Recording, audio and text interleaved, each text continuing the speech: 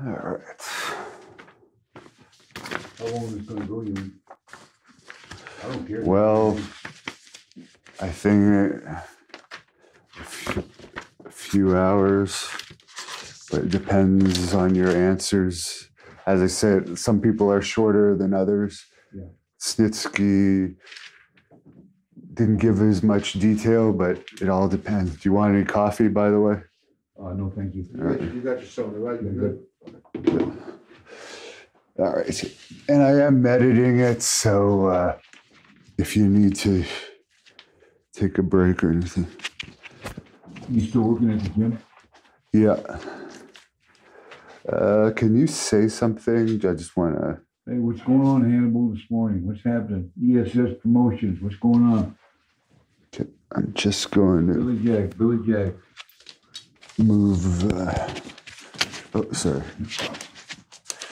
I'll put this right on there so it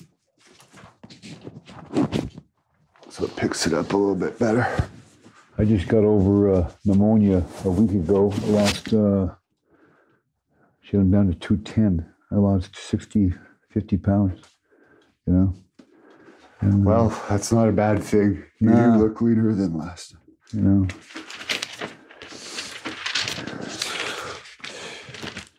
So we'll do the opening to it after, but I'll jump into the questions now. You got it, man. We got 3 camera shoot here. Yes.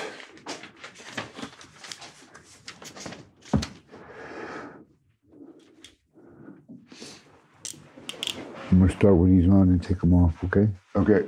All right. This is Hannibal here from thehannibaltv.com, and I'm with WWE former superstar Billy Jack Haynes, who was also in WCW, many other top promotions. How are you doing today? Real good, Hannibal. How are you, buddy? Not bad. You got a different haircut. Well, you know, I've been reading where a lot of people think that this hair is not real, but I just kind of wanted to wash it and show everybody that really is mine. That's the Indian and Italian in me, I guess. Well, to start this off, do you want to tell us a little bit about your childhood? I know you grew up in Oregon. Yeah, I had a pretty rough childhood. A lot of people do, and I left mine away for 60. It was about 60 years before I said anything about it. A lot of people that are abused young, they don't say much about it. Mine happened at age 4 through, I believe, 8, maybe possibly 9. And it was the worst you could probably think of, imagine, sexually and physically. And it happened away from home. And it done a lot of damage to me mentally growing up. Was that through a family or a friend of the family? It was through my mother dating another guy, and the guy was a politician, a mayor of Portland, Oregon, and it went on for quite a while. And finally, both my mother and my uncle, when I was 15, were both murdered. So that's where my life really took off into the wild side. But there was 2 politicians that were involved.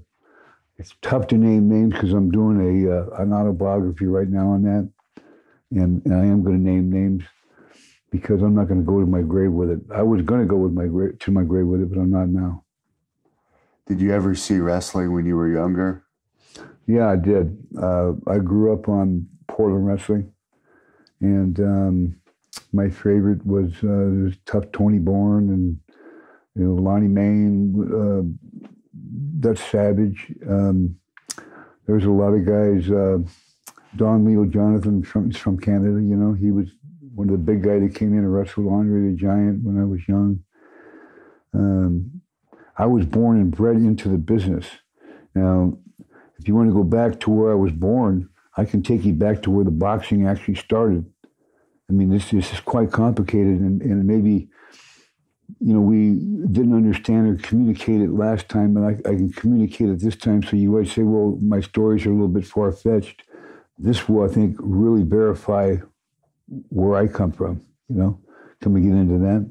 Sure. Okay, my mother, at 22 years old, had already had 2 children, and this was in 1952. I wasn't even born yet. I wasn't even conceived. And she was dating a 16-year-old named Harold Pinland, Willie Nelson. You can look him up. He had won 186 matches he only lost 3 amateur fights. So there was an opportunity that sees Rocky Marciano in 1952 had just won the world title from Jersey Joe Walcott in New York. We were out here in Oregon. This guy was so highly rated, so highly ranked, that Al Will, the manager of Rocky Marciano, and his manager and also his trainer wanted this guy so bad that they flew my mother and him out to New York for 2 days. The thing with Vince McMahon is this: Jess McMahon was still alive. This was at Madison Square Garden, is where they first met. My mother and this boxer from Portland that she was dating met Al Will, the manager of Marciano, Charlie Goldman, the trainer who had 300 professional fights, liked him, and then Jake LaMotta came in and worked with him. And he pretty much beat the shit out of Jake LaMotta. I mean, at 16 years old. I mean, it was fascinating, you know. And so they wanted him to sign really, really good. The guy who came out was a guy named Lenny Montana, who is a professional wrestler, good friends with Eddie Graham in Florida. So during that time, talking to my own mother, before she died, before she was murdered, was she had an affair with Vince Sr. and also Lenny Montana, who was a professional wrestler. That's why I got into both sports.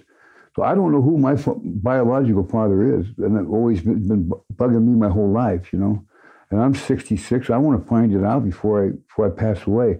That's why I wanted to get Vince's DNA with the Chris Benoit thing. And he's not going to, I guess, give it to me. But he knows. You know, I've talked to him personally about it when I was in the WWF. You know, he knows all about his grandfather, Jess. He knows about his dad, Vince Sr. His dad died May 24th, 1984. The same day my mother died, May 24th, was murdered in 1969, 15 years before Vince Sr. died. And so we got into a little bit, we talked about it once, and we never did really talk about it again until something later on happened. But that's it. So when I was conceived, I never knew who my father was growing up. All I had this rape when I was 4 to 9. And my dad, who raised me, was a full-blown juvenile diabetic, a great guy, the greatest guy I ever met in this world, as a matter of fact. And I never wanted to hurt him. So there we are. How did you get into boxing yourself? I was my uncle was a gangster in Portland with the very same guy that was abusing me. He didn't know it, because if I would have told my uncle would have absolutely beat the guy to death, killed the guy. But I didn't tell anybody about it. And it got me to a point to where I was real, I hated to even travel anywhere. I hated to go anywhere away from my dad. And when you're 4, 5, 6, you're real vulnerable that way. So my mother would wait till he went to work and then take me to the hotel or whatever. First time I ever got abused, I'll tell you this, it was in a hotel. My mother had me in the bathtub. I was 4 years old. And then in the hotel like we're at right now, and I heard some screaming in the bed. I come out and I had these toys that they put in the bathtub, and I come out, of course, naked, and wonder what my mother's screaming about. And the guy that she was having the affair with, the politician, reached up and grabbed me by the one arm, picked me up. He'd been drinking, picked me up and threw me into the bathtub and broke my left arm and fractured the back of my skull. I almost drowned. My mother pulled me out. She still, at that time, didn't do anything about it. He took a cigarette. I got burns. He used to burn cigarettes on me here. I've got all kinds of burns here. And so we went back home, and my mother told me this.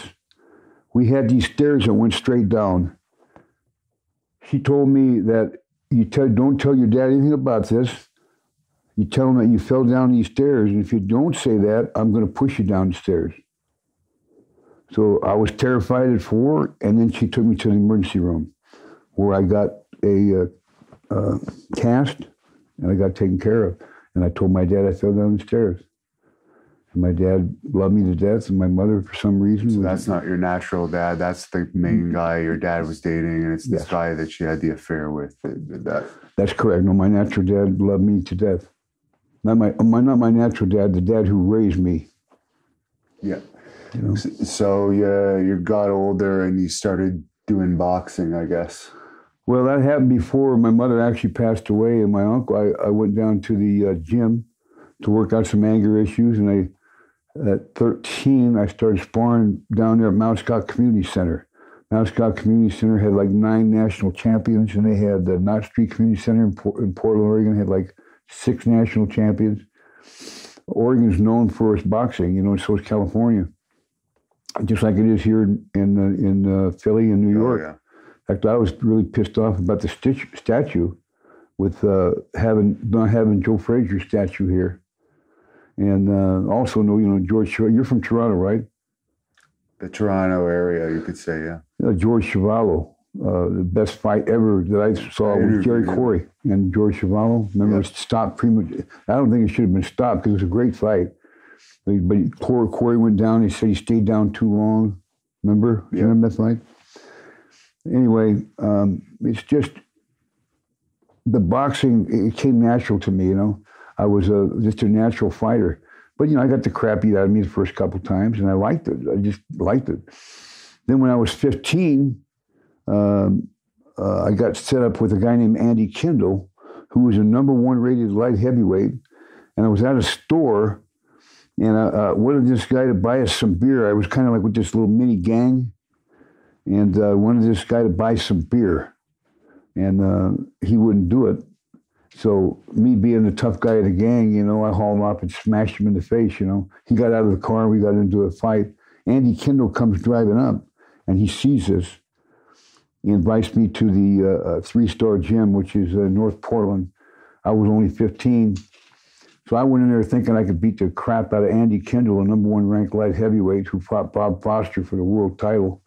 I landed some good shots, and then he just teed off on me and just beat the living crap out of me, man. And that's how I learned, you learn by getting the shit beat out of you.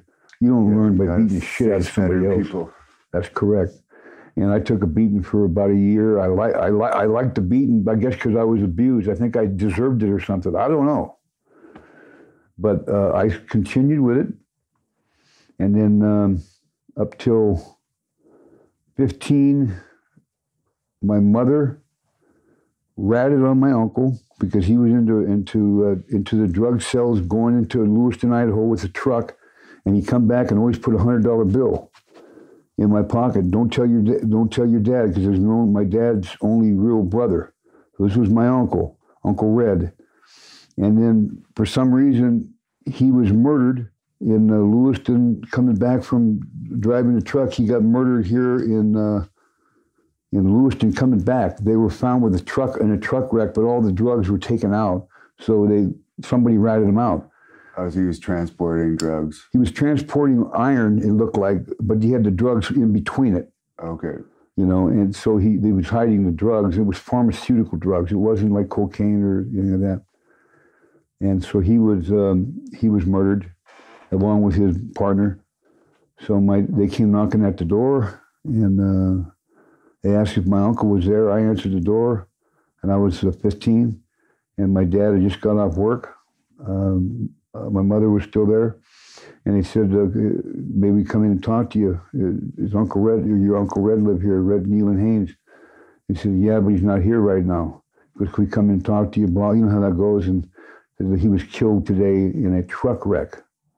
But I knew that couldn't be true, But he was murdered. And so my dad fell to his knees as he came around. That was his only brother. He had no idea about what was going on with the drugs. And after the funeral, my dad didn't go back to work. The day my dad went back to work, It was the day I went back to school. I was at Franklin High School.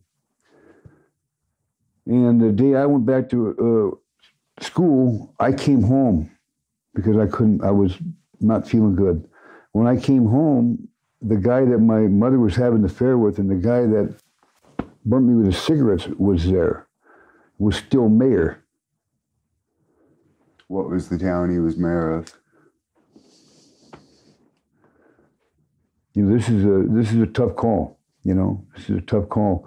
But it was Portland, Oregon, and his son knows what's going on. I think, you know, he's still alive. He was a 32-year district attorney, and he just retired 2012.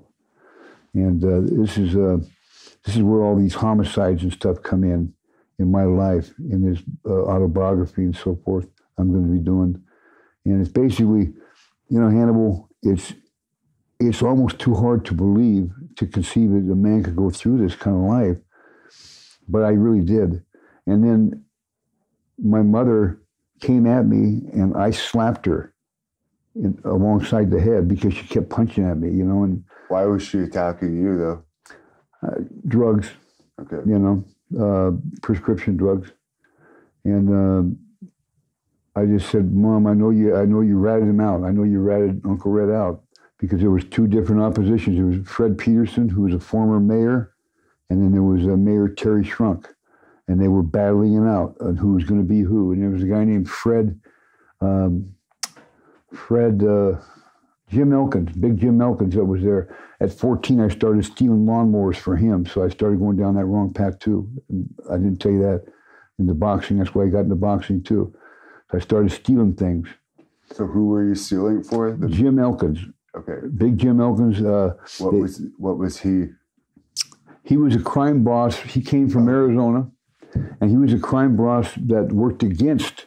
Elkins was with the former mayor in 52 to 56, and then the new mayor, Mayor Shrunk, was against him. So they had a rival gangs. So these were like under the table deals that these two mayors had with the different crime heads. Yeah, okay. And my uncle was involved with, I think he was doing both. I think he got caught because he was doing both. But my mother was having the affair with the mayor, Terry Shrunk. Yeah. So that's... What year was that about? That was 1950, well, before I was born. So okay. he used to be a Multnomah County sheriff before he was mayor. So 40, I think probably 1950, he started in 1951. And what was the year that you started stealing lawnmowers about when you were in high school? 14 when I was a freshman. Okay, so that would have been in the late 60s, early 70s? 68. Okay. Yeah, he was murdered. They ended up murdering Fred Elkins. I don't know who did it. Could have been my uncle. Could have been Terry Shrunk, because Terry Shrunk then, at that point, came back to my side and was on my side. And I was so fucked up in the head that I didn't know who to go to at that time. So you were continuing boxing. Did you ever turn pro? Never turned pro. Wanted to turn pro. Here's what happened. Now both my mother passed away May 24th, 1969. My uncle was April 18th, 1969. They died 5 weeks apart, and both were murdered. I thought that my slap to the head did it. I went back upstairs and I heard a car door shut. I heard some people talking. I'm pretty sure it was Terry Shrunk. I'm not sure, but I'm pretty sure. And I came back down, and my mother was acting really weird. I put her on the couch, and as I did, there was blood on my hand. So I think they injected her with something in the buttocks, and she died 3 days later. So that was May 21st, 69. She died May 24th, 69. I was supposed to go to the fight May 24th, and you can have this verified. May 24th, 1969 was the Andy Kendall-Bob Foster fight in New York. And I was going to go a round trip to watch that fight because Andy Kendall took me under his wing. And he lost in the fourth round TKO. But I never got to go to the fight because my mother died in the same day of the fight, May 24th, 1969. And you can verify that. And what was the official cause of her death? They said she had a brain aneurysm, but there was no autopsy. So that made me feel like maybe the slap to the head done something. But I knew she was injected. I think what happened, she was injected with succinylcholine, and it paralyzed her. And she died like 2 or 3 days later. So I've done some research on succinylcholine. And that's what it does. It paralyzes your body and you're in kind of a dead state, but you're not dead. What was her job? She seemed to be the type that you were mentioning she's with a bunch of different guys, and she was on various prescription medications. Did she have a stable job, or did she kind of go from job to job? My mother, what I remember of my mother, and I try to say, she was a beautiful woman. I mean, she was an absolutely gorgeous woman, 5'9", 120 pounds. You know, she was definitely that's why the men went wild over her. And but she had a problem. I think she was abused when she was a kid. I think that's what the problem was. And her father, this is another thing that's can be verified, is the fact that my mother's maiden name is Shirley Mae Frank. When she married my dad, it was Shirley Mae Frank Haynes. Otto Frank. Now, Otto Frank is the Jewish German over there, is the daughter of Anne Frank in Germany in World War II and in Auschwitz. So I found out that my grandfather always stayed across the street and never could figure out why.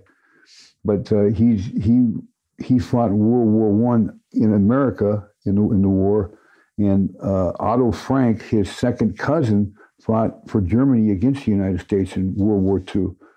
Was a daughter of Anne Frank, was the father of Anne Frank and Edith Frank.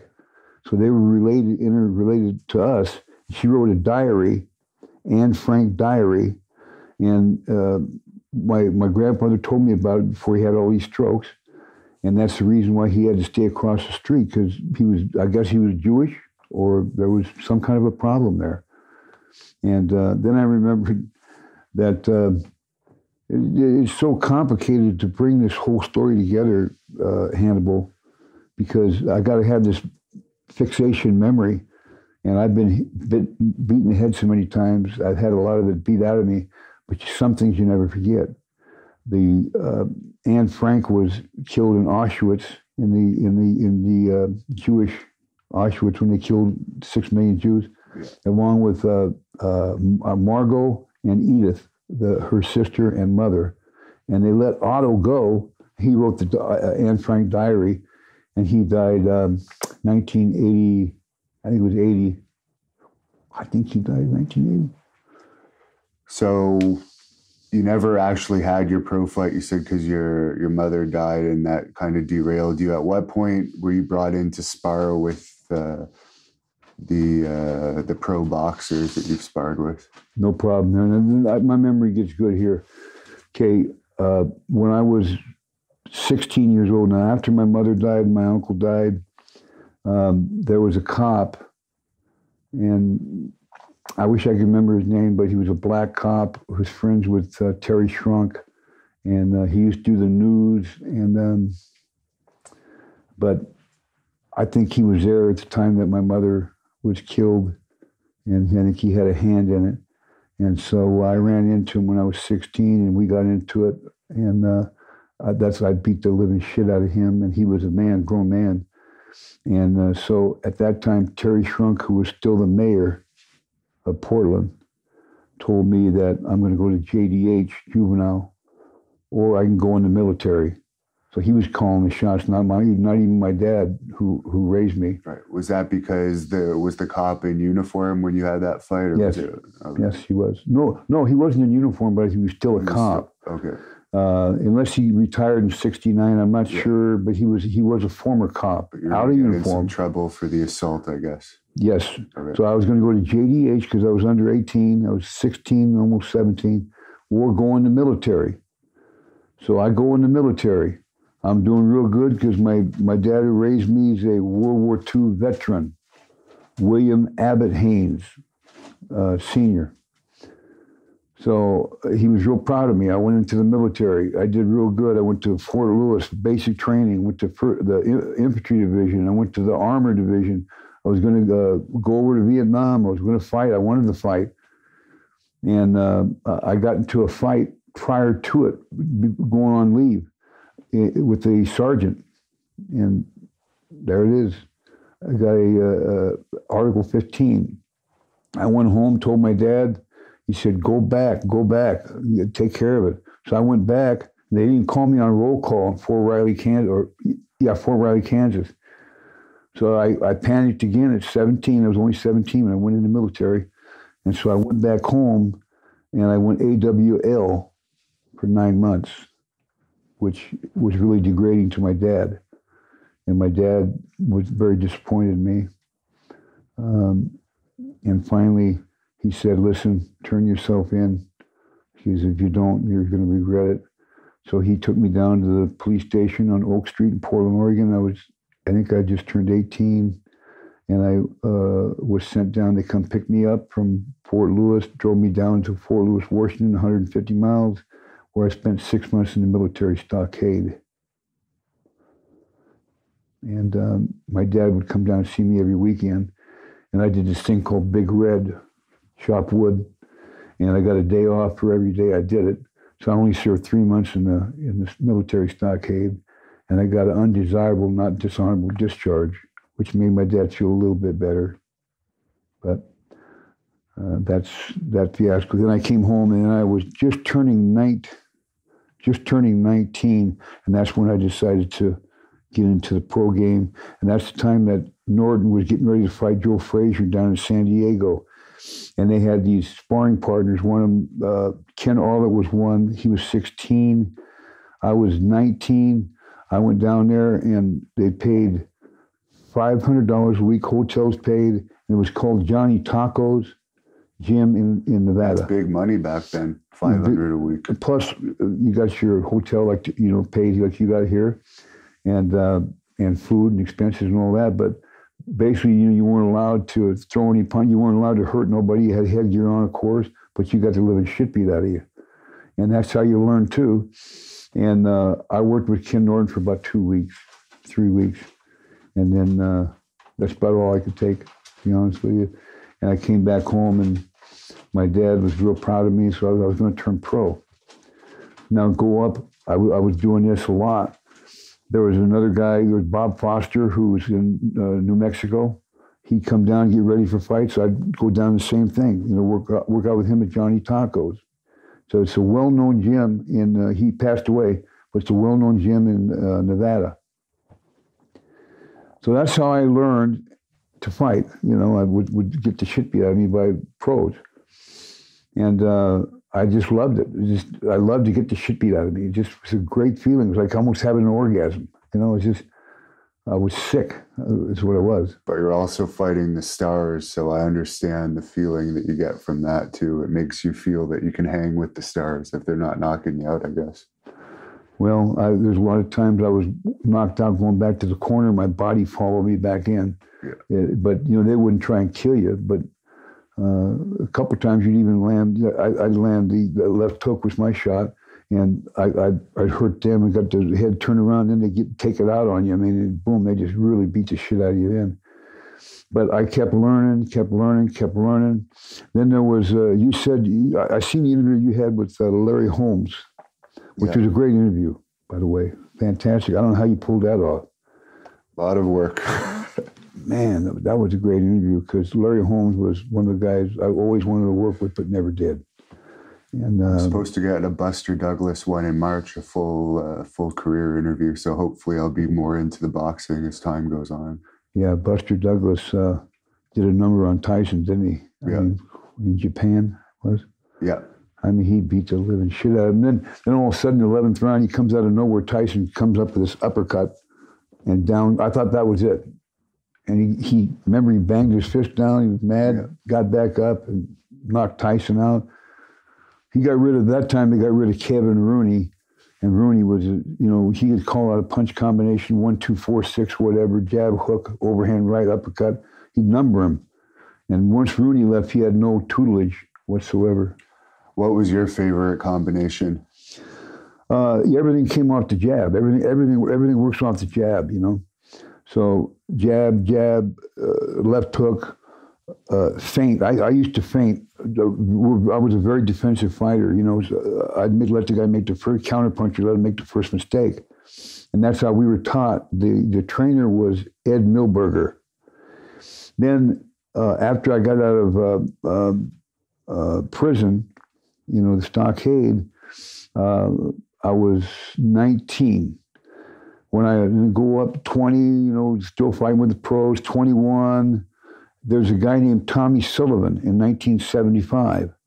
Now, Tommy Sullivan was a national Golden Gloves champion who beat Michael Spinks for the national Golden Gloves in 75. 76 Olympic Games was Michael Spinks beat him in a controversial split decision that Spinks lost every round, but they gave it to him anyway. Yeah. He should have never went to the Olympics. His brother and Sugar Ray Leonard, all those guys went in 76. Now, it was Michael Spinks that beat Larry Holmes at 48-0. It was Michael Spinks that beat him twice and ruined his record to beat Marciano at 49. So the guys that I was working with, I could hold my own against. Tommy Sullivan was beat Michael Spinks, beat the shit out of Michael Spinks twice. And here his guy beats Larry Holmes. So that's the caliber of fighters that I was in against, So it came natural for me to use my fist in everything after that. In 1976, I met a girl. Or 74, I met a girl. She got pregnant. She had a son. I had a kid. I didn't know if it was a boy or a girl. She left with another guy. 76, my dad went blind. I mean, it was horrible from diabetes. He had juvenile diabetes. I never told you that. And so he went totally blind. So then now I got a son. My dad. Well, who do I take care of? I'm going to go with my son, leave my dad to go in a nursing home at 49 years old, 48. So I left my son to the side because he had a guy in his life, and I took care of my blind dad. When I took care of my blind dad, and that was it. I got into the cocaine dealing. All those stuff came up. After that, I got into the bars. Willie Nelson, the guy I was telling about, the fighter that went down, my uncle knew him. The guy that I thought it was my dad, my biological father, Willie Nelson. Harold Penland down there that fought, down in New York. Yeah. Before I was conceived. I thought he might be my father. I went nuts. Lenny Montana, my father. Vince McMahon, Sr., my father, because he supposedly had sex with my mother down there. I didn't know who my dad was. All I know wasn't the guy who raised me, but I loved him more than anything because he never left my side. And so I didn't want to leave his. So then I was really, really angry. Really, really angry. And I'd done some really stupid shit at that time. I got involved with the heavy, heavy gangs in Portland. So as I grew up older, 23, 24, 25-ish, I got real defensive. I came really close to killing a couple guys with my fist. Were you mostly selling or were you collecting as well? I was selling. I didn't collect. I didn't do any collections.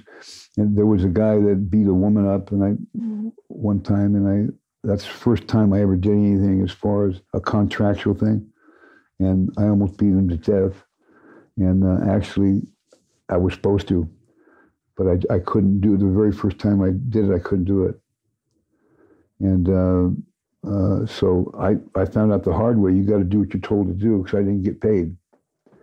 And so I didn't want to get into that. There was three in Portland, Oregon, there was 3 nightclubs that I was in charge of, that Willie Nelson, the gangster, Harold Penland, and everybody knows this in Portland, and if you do your research, you'll find this out. Harold Penland, Willie Nelson, a.k.a. Willie Nelson, the fighter who was going to be a fighter, who was actually, by the way, 24-0. Right. He turned pro back in Portland. He said, fuck New York, came back to Portland, and Sorry about the cuss words. I'm trying not to cuss. And he was 26-0, 24, 26-0. Then he went to prison for 6 years, got out of prison, and then tried to fight too quick and lost 3 in a row. And then he got into the gang, prostitution, pimping, drugs, cocaine, heroin, you name it. And so I went right along with him. He became my idol, and I kept that away from my blind dad. And so I went through this period to where contracts would come in, and it's pretty hard to tell you this because, but I'd done things I should have never done, and I did do them. And were you into the drugs too at all? Never took drugs. Well, I smoked marijuana when I was 16. Drank a little bit. I'd been buzzed. It wasn't my thing. It was. I got off on hurting people because I was hurt when I was a kid. So I would hurt. Like I told you, I got these cigarettes and cigars put out in my leg, and so I enjoyed hurting other people that hurt people or hurt kids or hurt animals. I love animals. So I just became a hateful person, and then I missed my son. I found out I had that son, and I felt guilty. And so how did you get into wrestling? Well, there's a big part that I'm missing out here. There's a major league part I'm missing out here. And it's something I better not get into you with, because it's something that could have me arrested and sent to prison the rest of my life. I think I told you that last time. I don't know if it was you or somebody else. I think it was me. Yeah, I was 19. This was in 1980, 81. Something had happened, and it was a contract that I was going to carry out. I was going to actually kill my own father. My dad didn't want to live. There was a bathroom. Try and imagine this. I'm running 3 bars in Portland. There's a Copper Penny, the Refectory, and the Stone Pony. And anybody in Portland knows those 3. And the Vice Police and myself, Willie Nelson, Harold, a.k.a. Willie Nelson, Harold Penland, who was the toughest gangster fighter. He could knock out heavyweights. I mean, he's the guy that went down to New York, like I told you. Yeah. And now he's a full-grown man. He took me under his wing. And so I'm fighting everybody like he is. So we're doing the cocaine, and you had to pay like 10 or 15% to the vice cops. So we had this circle of protection around all the bars. We couldn't be touched. Yeah. So he was going down to Baton Rouge, Louisiana to get the cocaine, or he had somebody fly down eventually and brought back 10, 15 kilos every month. And they'd break it down into 8 balls and it would be sold. Yeah. So you break it down, you'd make 90,000 a kilo, which costs you like 35, 40,000. So you make $50,000 profit on each kilo. Well, you go down there once a month, you do the math on that, that's like almost $1 million profit a month. And so that's what was going on in Portland. And people became highly addicted on cocaine. And I never did it. I never did cocaine. I've never done it in my life yet. Mine was pain pills in WWF. And so that went on, and I finally wanted to get to the big time. To get to where I was going down there, instead of selling 8 balls and maybe taking a little bit of risk, I wanted to go down there and be the big guy. So I'm going to bypass what happened in 1981 because it's just too dangerous to tell you about. And maybe we can talk off record about it, I don't know. But in 81, I flew down with Willie Nelson to Baton Rouge, Louisiana. And that's where I met Barry Seal in the airport. Or not the airport. His bodyguards took us to a rest area where he was. And he is somebody that he could trust because he was working with the CIA, everybody. Everybody knew Barry Seal. So that's where he got his coke from, and that's where I started my relationship from. And at that point, he trusted me enough to where I could come down and fly down and then drive back with the kilos myself instead of the other guy. So I started making more money, and then we got to 20 kilos a month instead of 10, 12. So I would do that. I did that for 3 times. At that time, I was offered a job as security, working for security in Mena, Arkansas. Now, Mena, Arkansas is where all the action was. I had no idea at the time what was even going on. But if you know where Mena, Arkansas is, that's where everybody got they flew in the cocaines from the Medellin cartel in Colombia. Well, I had no knowledge of that at that time. But then Barry smartened me up. Barry Steele smartened me up to all that. Why Arkansas? That's why Arkansas? Because that's where Bill and Hillary Clinton lives. And they were the ones that were doing it. And they were the ones that were protecting everybody. And anybody who got involved in it was whacked out. And hey, man, I've come clean with this. That's why, hey. So this is all before you started wrestling? This is all before I started wrestling. And this is right on the verge of wrestling, though. Okay, this is 81, 82. I got it. I was still sparring a little bit. I was 28, I think. 28. I wasn't quite 29. I was doing trafficking. I was making around $15,000 a weekend. Then it went up to around $25,000 a weekend, which is a lot of money. Yeah. And I come back home to my dad and act like nothing ever happened.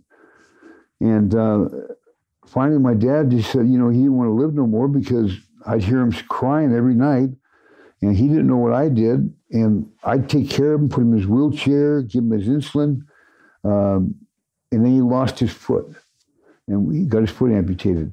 And when he lost his foot, he was bound to a wheelchair. Then he lost his little 17-year-old terrier dog, and I'd hear him cry every night. And this is what really happened. I just may as well just tell you, you know, because, you know, I like you, man. I've always liked you. Before we even met, I used to watch you, you know, and this is something I've always wanted to get off my back anyway.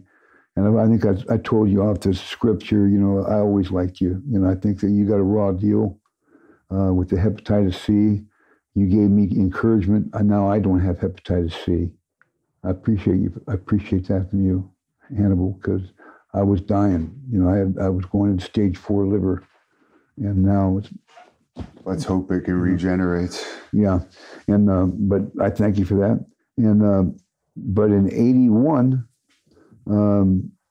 my dad couldn't take it anymore, and so I was going to kill my dad.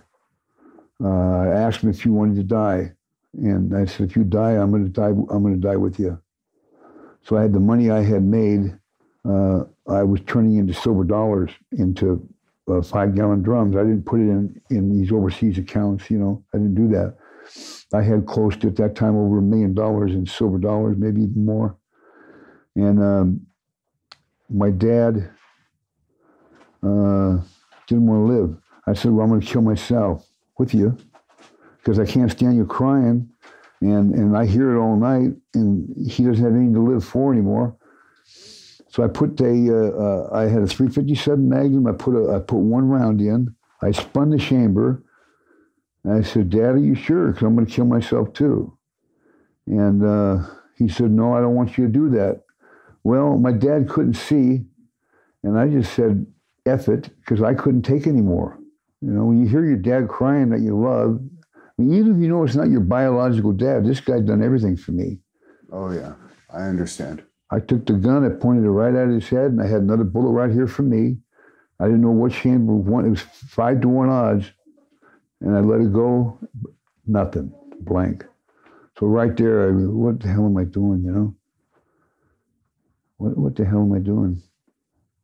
So I got to that level to where I was going to take my own dad's life and my own. So I knew I wasn't playing with a full deck. I knew there was something really wrong with me at that time. And that's why I could go out and take a contract and take somebody, I won't say who, but take somebody's life, break somebody's leg. I could do anything I wanted to do. because I just didn't give a fuck about anything. That's it. If I lived or died, it didn't matter. My dad couldn't see, couldn't walk. I hated the fucking world. I got raped. I could take 20 showers. I still felt dirty. I still felt it. I still felt it up my ass. I just felt I hated everybody. I was one of the most violent people, just like you. You know, I don't know if you say kickboxing and all that. I was a very violent person too. I would say I was more violent and bouncing than kickboxing, but yeah. But that's where I was too, Hannibal. You know, and I think that's why I kind of clicked with you off, never doing an interview with you, because you're the first guy I really started watching. You know, and with shoot interviews, I said one day I want to do one with you. Now here we are. You know. So you went from that, somehow you're introduced to wrestling. How do you get into that? Lenny Montana is 6'7" and friends with Eddie Graham. Lenny Montana was there, if you recall, I mentioned his name back in 1952 when we met. He was the one who came out and picked my mother up and flew us back to New York. Or flew my mother and Willie Nelson, the boxer, back to New York before I was even conceived. That was in October of 52. When Marciano just won the title in the month before. Go fast forward 9 months is exactly July 10th, 1953. That's 9 months of conception. That's when I was born. That's why this cloud of who my father is just driving me fucking nuts. You know, it's why I want these DNA tests. I want to know who it is. But Lenny Montana claims that it was him or Vince, told me. Lenny died in 92. Lenny was 6'7". I'm 6'3". My son is 6'7", and my grandson maybe 6'10", 6'11". Well, my dad who raised me is only 5'8". So Willie Nelson's only 5'8". So Vince McMahon is 6'4", senior, and 6'3", and the other guy, Lenny Montana, is 6'6". So I think one of those two got to be my dad. It was driving me nuts. So the wrestling came about after I failed to do the security for Barry Seal. I didn't want to do security, so I went back home, and this opportunity arose to be a wrestler. So this Stu Hart thing came up. Go down there, and I'm going to make my dad proud. Now, I tried to kill him, and I didn't do it. So someone told you to go to the dungeon. Somebody suggested you go to Calgary. Okay, good. That's a good call because I left that out. I went down to the Portland Sports Arena where Portland Wrestling was. So now I want to make my dad proud and get out of the industry a little bit. And go down there. I talked to a guy named Dutch Savage. Dutch Savage said, go down to Calgary, Alberta, and meet Stu Hart.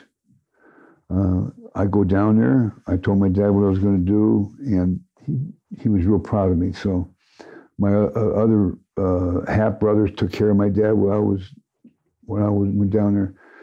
I was only there for about a month, and I didn't like it. You know, it just Dynamite Kid trained me. You know. What year would this have been? This was August of '82. Okay.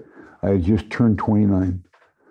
And then I missed the drug scene, you know. Yeah. I missed making the big money and all that. So who was training you? Dynamite Kid did most of the training. Davey Boy Smith did some. Bret Hart never even gave me the time of day because at that time I was 6'3", about 280. I was on roids at that time too. A lot of guys were on roids at that time. Yeah. And so why I don't know. Didn't care anyway. What did Stu think of you? Because you seemed like the type he would have loved back then. Stu, when I knocked on the door, he said, "You big bastard," you know, like that. And Stu stretched me down the dungeon. Down in that Stu Hart dungeon, there's little holes everywhere, where and then you sign it. And I don't know if I signed it or not, but like one of those holes in there is my head, where I got rammed through it. He put me in the front. He'll put you in the front face lock. Yeah. And then you've got to try and get out of it, you know. And then he'll brace himself up against the wall, And what he did with me, I tried to ram him through the wall, ended up ramming my head through it. And he squeezed me, picked me all the way up and to unconsciousness. And I woke up, I don't know how, maybe 20 seconds later. And I got to go outside because it was in August of '82, it was summer. And so I made it to the outside ring. I had all this talent, but I wanted to go back into drug dealing. Went back to Portland. Did you ever have a match?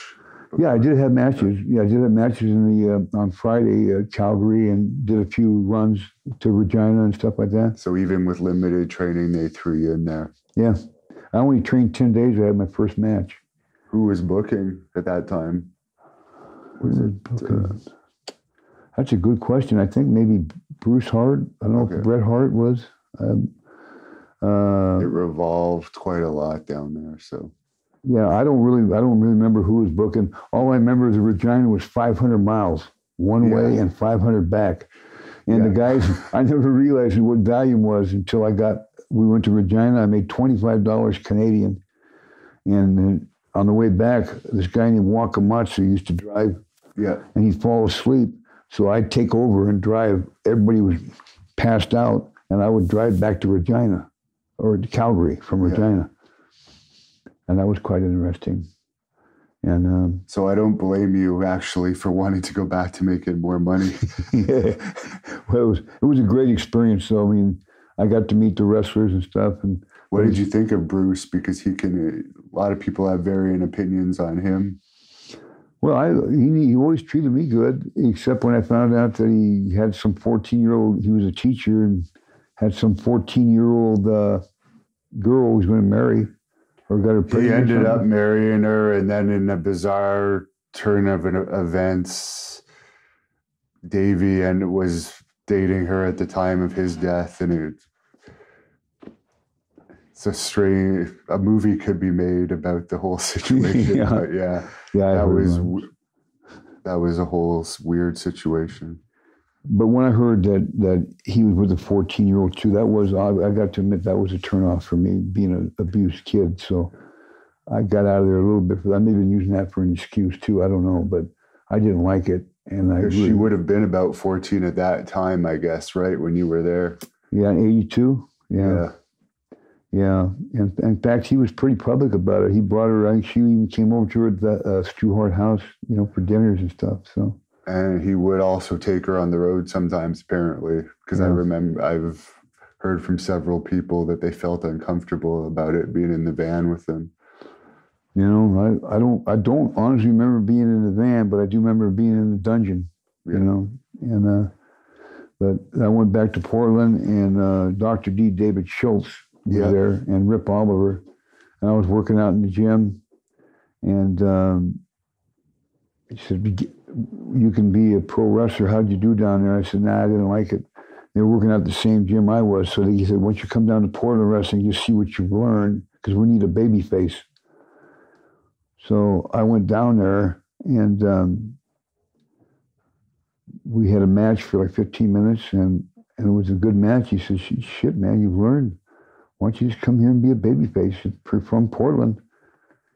I said, "Nah, I'm kind of into other stuff, and by that time, I knew a lot of the wrestlers because they used to come to the Stone Pony and get drugs for me, buy coke. Yeah. And I don't want to mention any names there either, just because it would be kind of unfair, Yeah. A lot of them passed away. And so they knew what I already was. And so they wanted me to get in this other world. And so I got into Portland wrestling. I was there for a year, all the way through '83. I was home.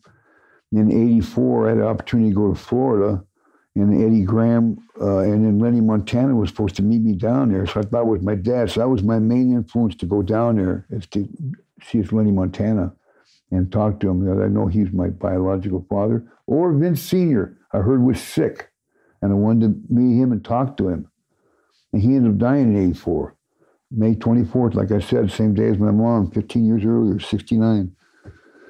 So I go to Florida, Eddie Graham, all these guys meet me, and then I get a contract. I get a contract on a major player, and it's a huge contract. And that was in January. That was in March, April of '84, and I fulfilled the contract. And I was wrestling for Eddie, and I didn't know, a lot of guys don't even know this, but Eddie passed away, so I don't know how I even get into this, but Eddie was a big part of me.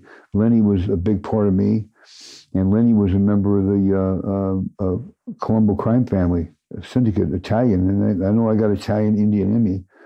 So I was between a rock and a hard space, between the Colombo crime family, who was protecting me, I guess, because they knew I was Lenny Passafaro, was his name, Lenny Passafaro, or Lenny Montana was his wrestling name, his son, or I was Vince Sr.'s son. And so you can look the record up yourself. It was in Chicago, '84. I went down to WWF. Vince wanted me there. I talked to him. I said, you know very well that we could be half brothers. And so people think, oh yeah, you may have brothers. I could give a shit about the money. The money that Vince has means nothing to me, because there's still a $1 billion lawsuit going on that I started. That's down the line from our interview. But I just want to know, I want to find out who my dad is and just be straight up. So at that time, Vince Sr. was about ready to die in Fort Lauderdale, Florida. And so before I could get down there, he died. And Vince, I went down there to see Vince. I said, did you say anything about me or anything like that? And I was only there 2 days. Vince was trying to push me as a top babyface out of Florida because I was on 35 whatever magazines in Florida with Kerry Von Erich and all that. I had no knowledge of me even being on these magazines. Right. But Bill Apter just told me this yesterday. And I just want to know who my dad was. So when I didn't find out who my dad was, I said, fuck it, back to dealing drugs and heavy duty drugs, man, all the way through till '86. And we were moving like 180 kilos a month. When were you married to Jeannie? What year was that? God, I passed that up. That was '83 back in Portland. Okay. You want to hear the story? I don't know how you're going to edit it. It's hard for me to stay focused because of head trauma and CTE, which I do possess. Yeah. I've got a lot of head trauma. You got the camera. Where's the camera? Right here? Yeah. I got the long hair, but, I've been beat. These are some razor blades and being beat. My nose has been broke, I don't know how many times, but I've had a reconstructive surgery on my face and all that. It's just, Jeannie was being beaten up by a guy named, her first boyfriend, Chris Adams. And I like Chris. Chris was a good guy, but when he got high, he'd be very physical with her. In Salem, Oregon, it was pouring down rain. I was driving back from Salem to Portland Wrestling in '83. It was like January.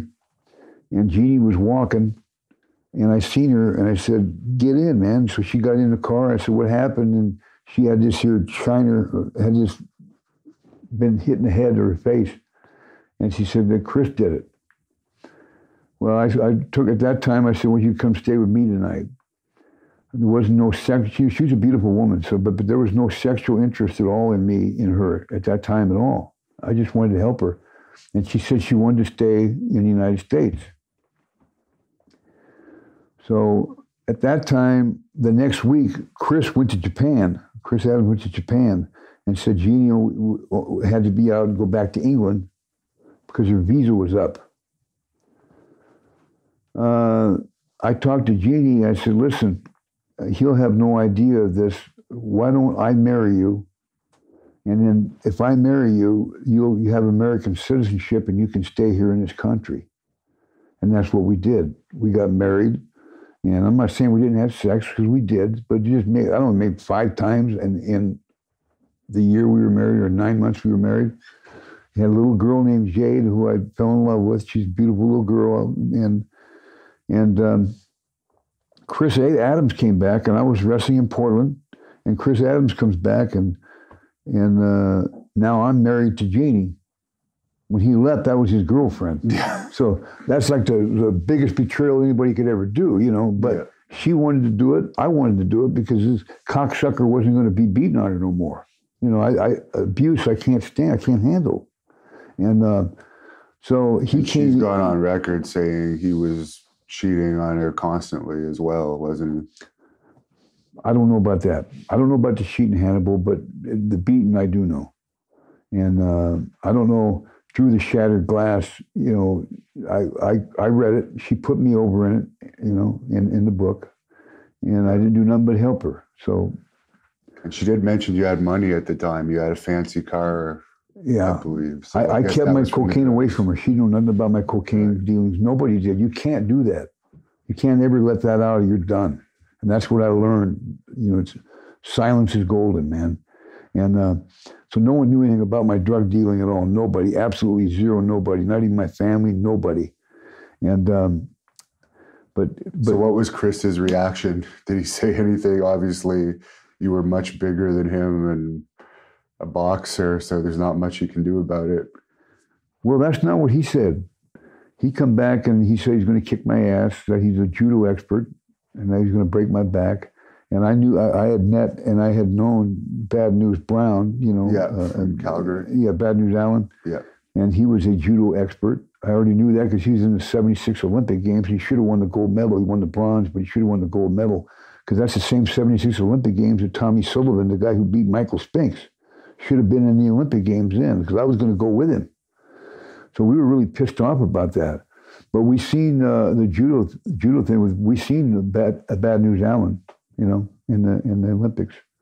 Not win, but get the bronze. Yeah. So I already knew of Allen. So I met him down there in Calgary when I went down there too. I forgot to tell you that. So when he said he was a judo guy, I said, well, let's see what you can fucking do. So I slammed the door in the locker room in Portland Wrestling, and all the boys, they thought a gun went off. And so I slammed the door. I said, come on, motherfucker, try and hit me. You want to hit a woman? Try and hit me. So all I did was go over to him, and he went around and ran around the other side, the heel side, and that was it. We didn't fight. We didn't do nothing. And so that was it. Then I went to Texas later, and the same thing happened. I guess he found out I went to Texas and split too. I would never hurt him. I loved Chris Adams. Just when he was drunk, he was very abusive, you know? Yeah.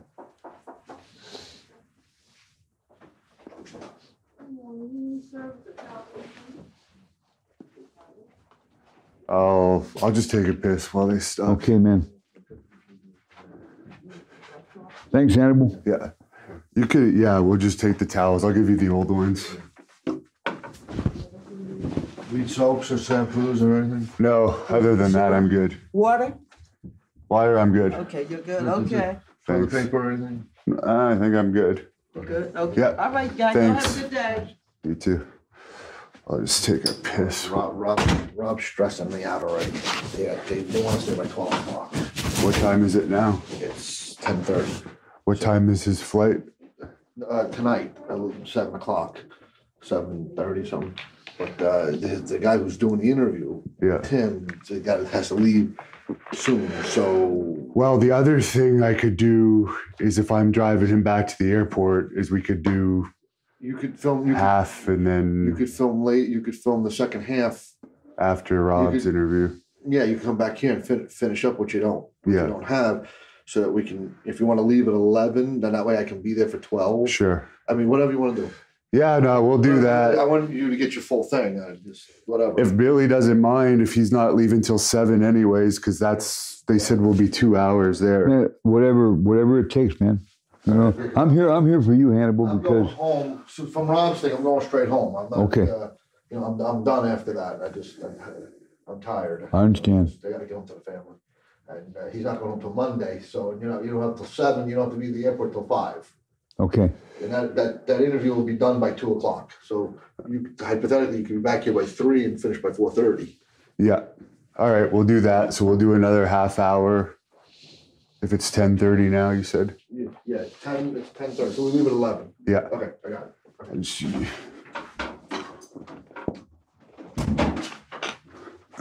What's Rob stressed out about, man? the guy who's doing the interview, Tim, partner, has a time issue, so we got to get to that interview. So we got to leave. We got to leave here by 11. So we get over here by 11:30, quarter to 12. Where is he at? Where are they About at? 20 minutes away. About 20 minutes away. So by the time we walk out, we come back, whatever.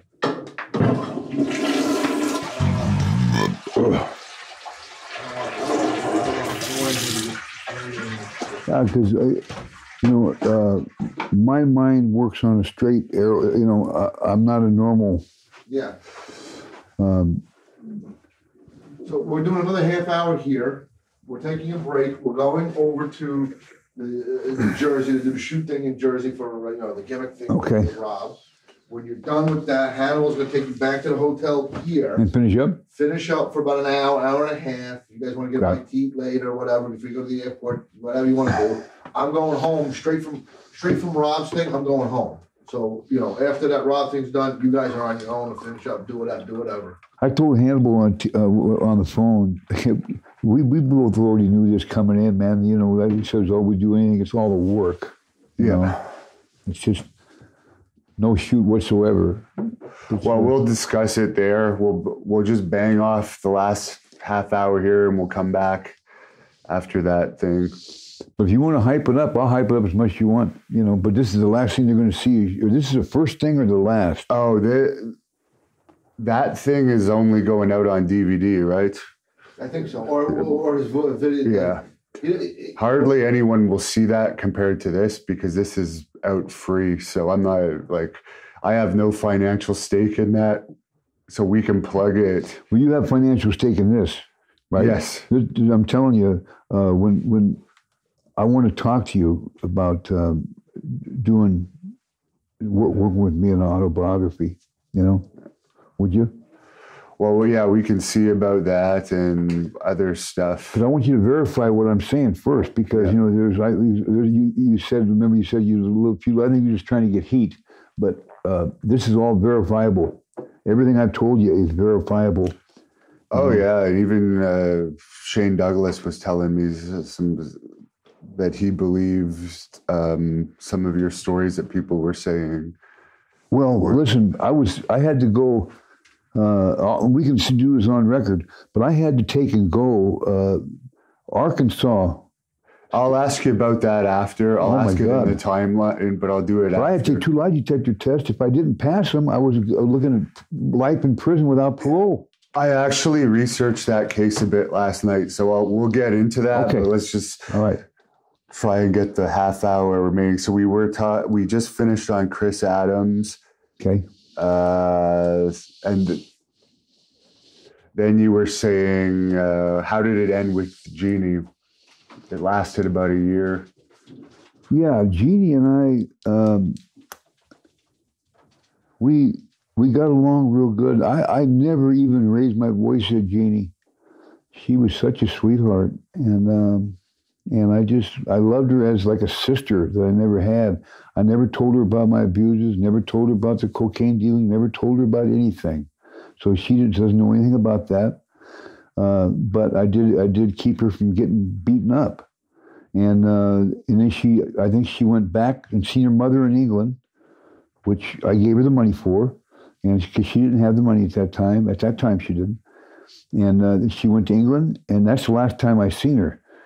Now, when I went to Florida, she came to Florida. We tried for a short time to get together again, but at that time, there was this other really good-looking gal, and she came in, found out I was in the hotel with her, and she came in to see me with this woman, and that didn't help.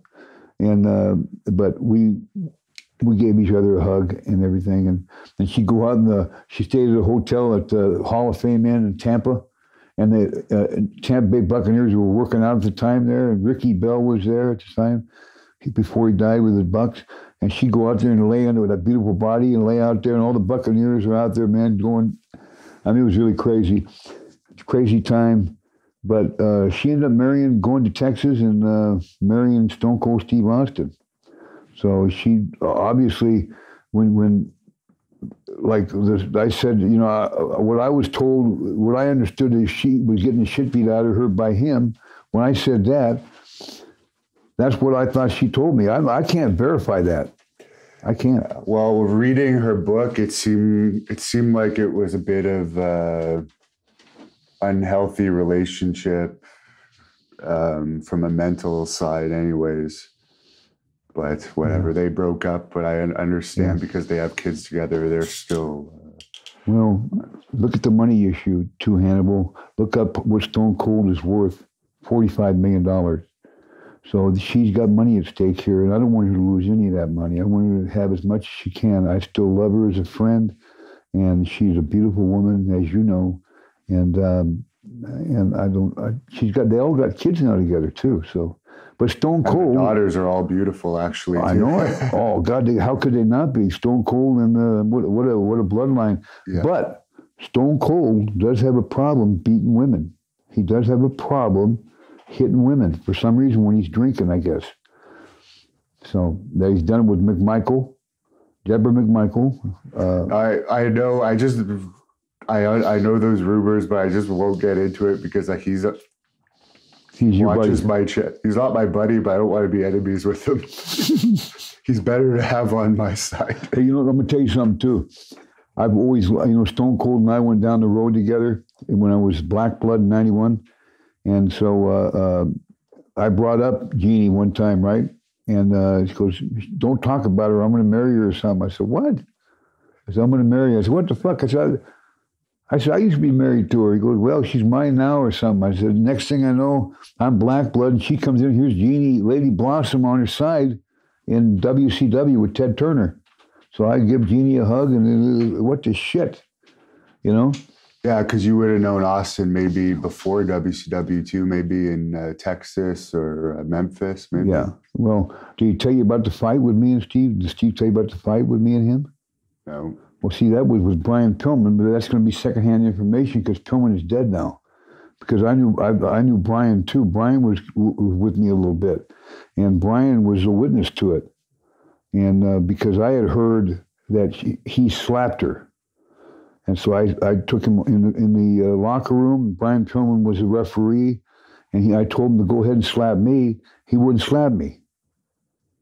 This is when I was Black Blood. And he was stunning Steve Austin, stunning Cold Steve Austin, whatever the name was. And so I said, man, if you don't slap me, I'm going to slap you. So, I mean, and he wouldn't slap me.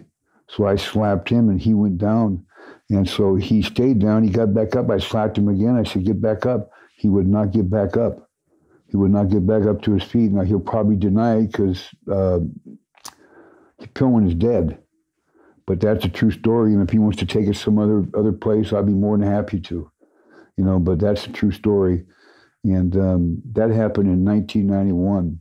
I was only there 2 months because I ended up blowing my knee out coming off the top rope as Black Blood.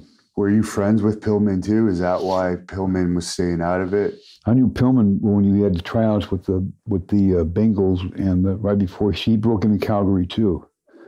And I'm the one that kind of led him there. And I think it was '86 he broke in there. And then his death is very, very, I believe he was murdered. He was killed October 5th.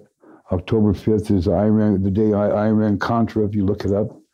I also failed to tell you this, that I'm part of an inner circle breed. My dad was born May 1st. That's the day, if you look up, that's the day Illuminati in 1776 was formed. My mother was born May 29th, 1929. And May 29th, 1954 is when the Bilderberger Group was formed. So that's 2. And then 3, we had to be a triangle.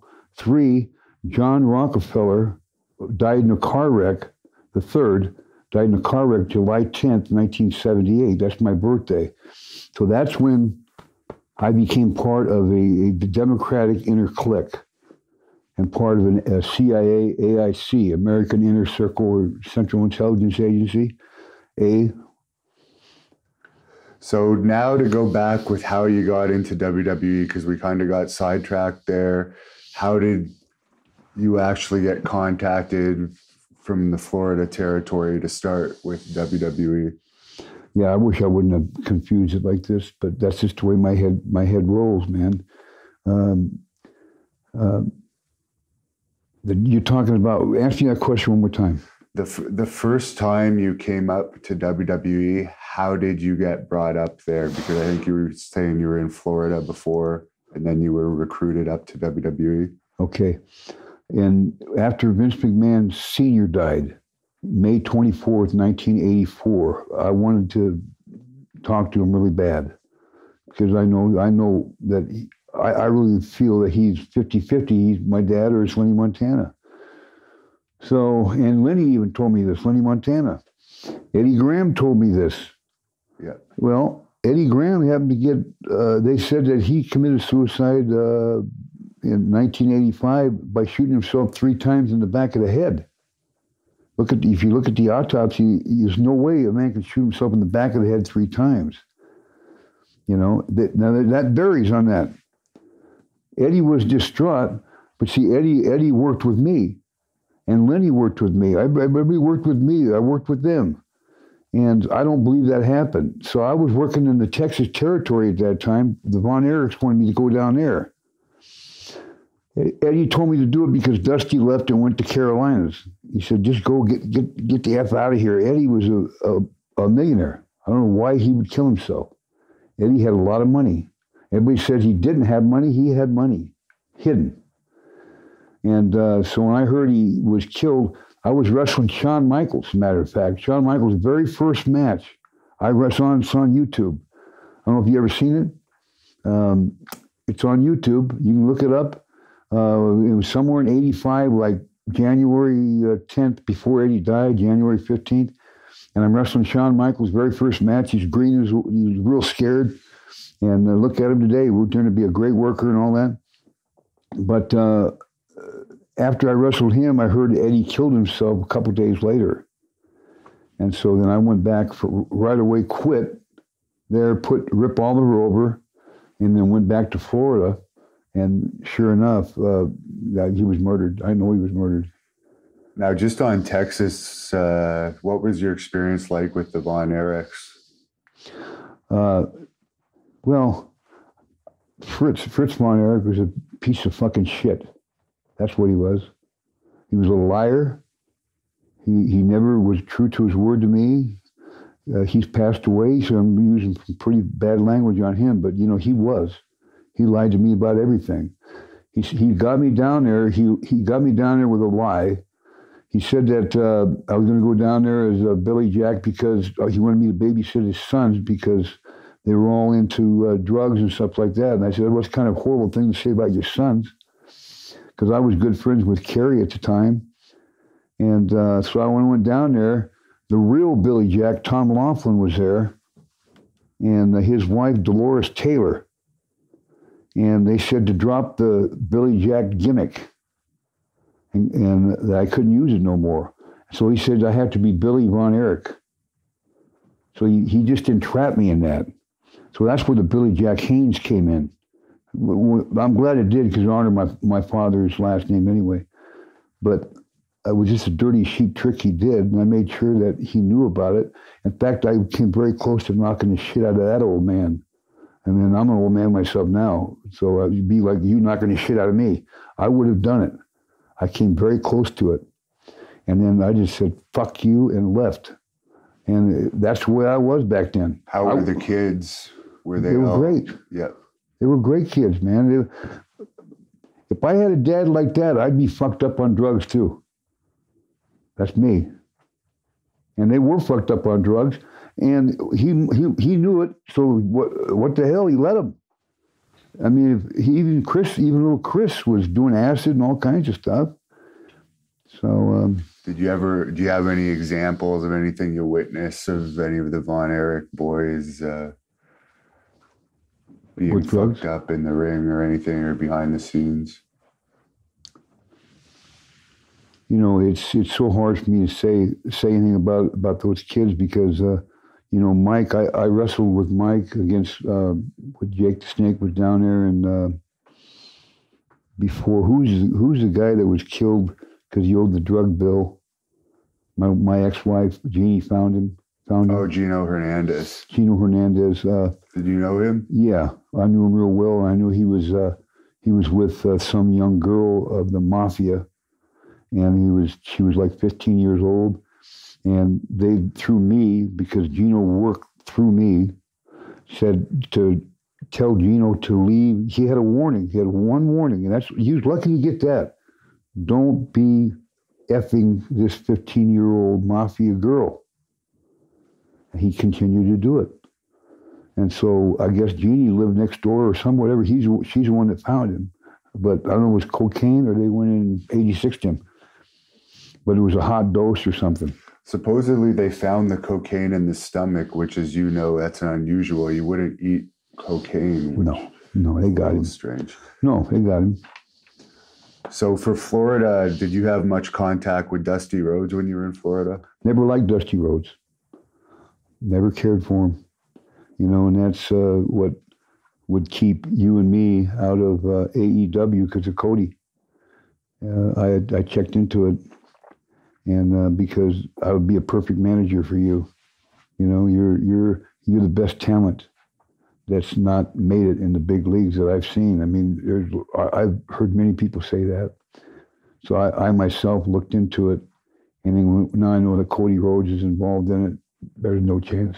I called Dusty a fat fucking liar. He left Eddie Graham unattended after that Miami show. I wrestled superstar Billy Graham, and there was like 50,000 people.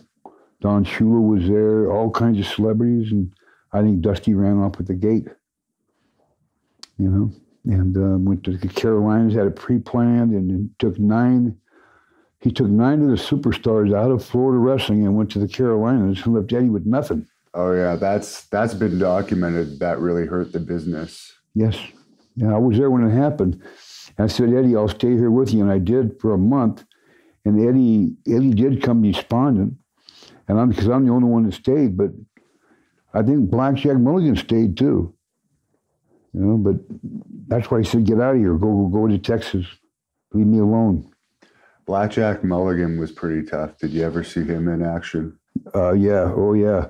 Yeah. In fact, the Saint, David Sihar, you know who he is? Saint. Oh, yeah. Wasn't he the Cuban assassin, too? He had so many gimmicks that Cuban assassin, David Sierra, but he's Bill Alfonso's brother.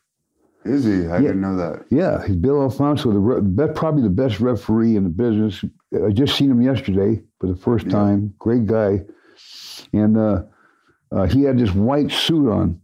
And there was a wrestler, and I still don't know who he was, went and asked in front of Kendall Windham when he was 17, asked Blackjack, hey, man, you got any dope, man? You got any crank or whatever? And Blackjack told him to come over here.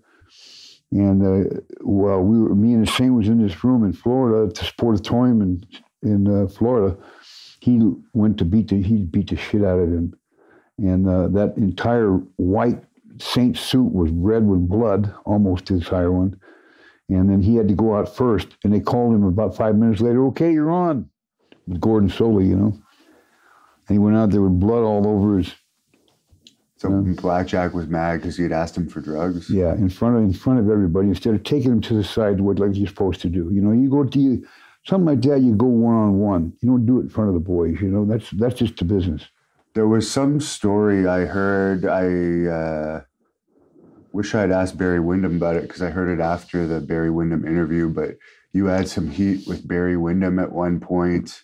Yeah. And you had asked Blackjack if he would mind if you challenged him to a fight or something, because Blackjack was Barry's father.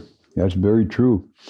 I went to Blackjack because I knew we were really good friends, And Blackjack, later on in his life, he's on this major lawsuit that we had going on, and Barry was young, and when you're young, I was 29 at the time.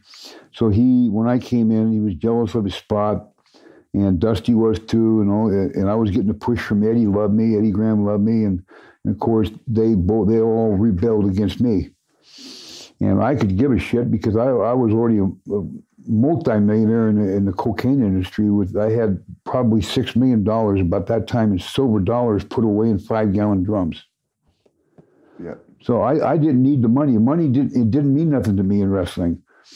I wanted to find out who my pa was. So Wyndham kept fucking with me. And I went to Blackjack and I said, listen, your son keeps screwing with me.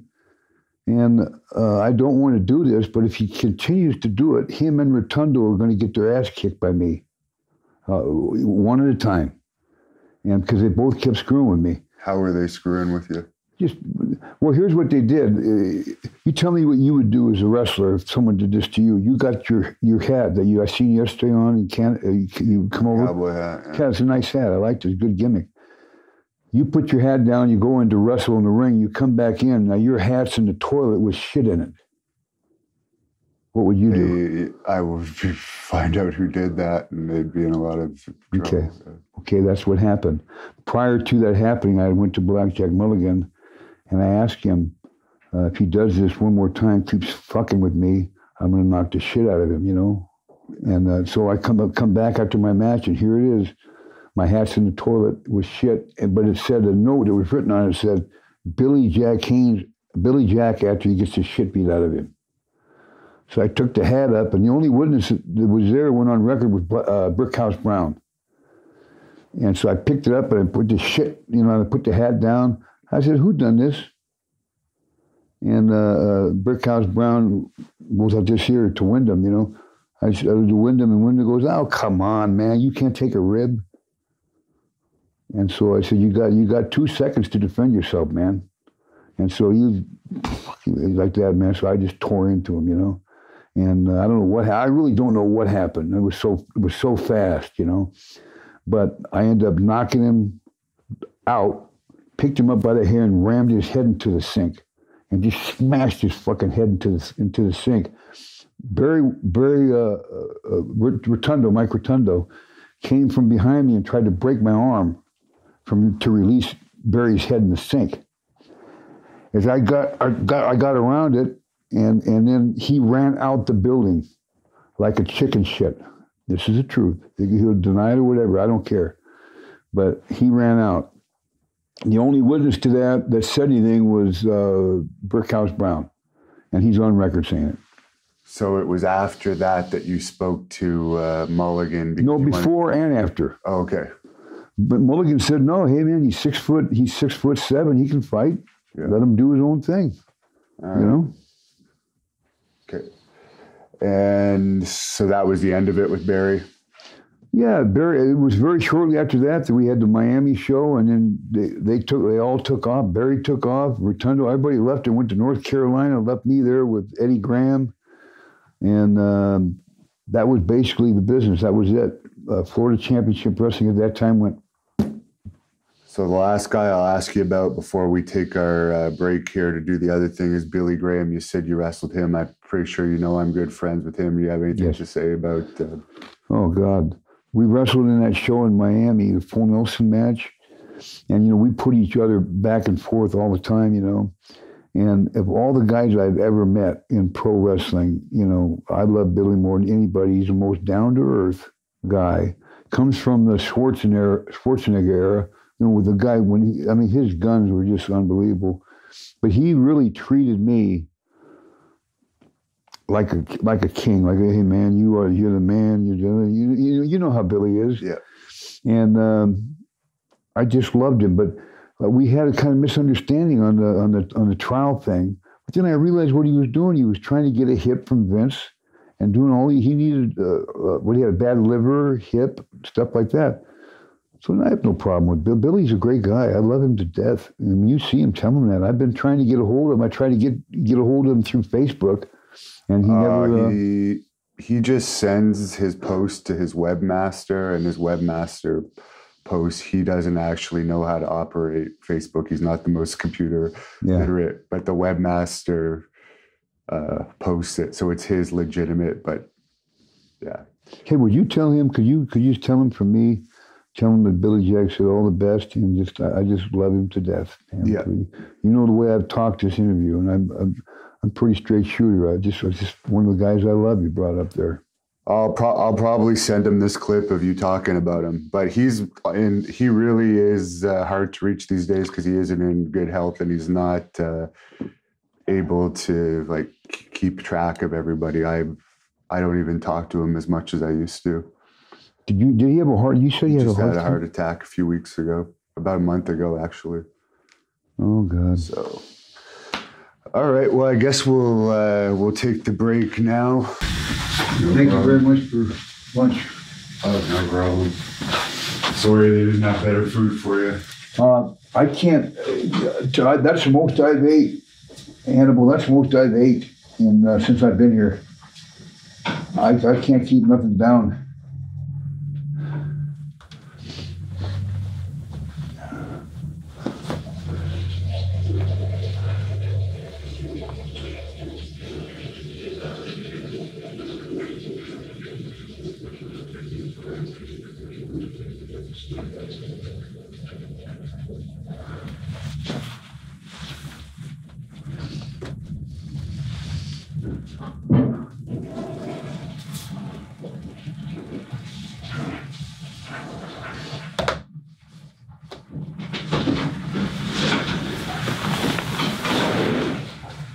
Make sure I got this turned off here.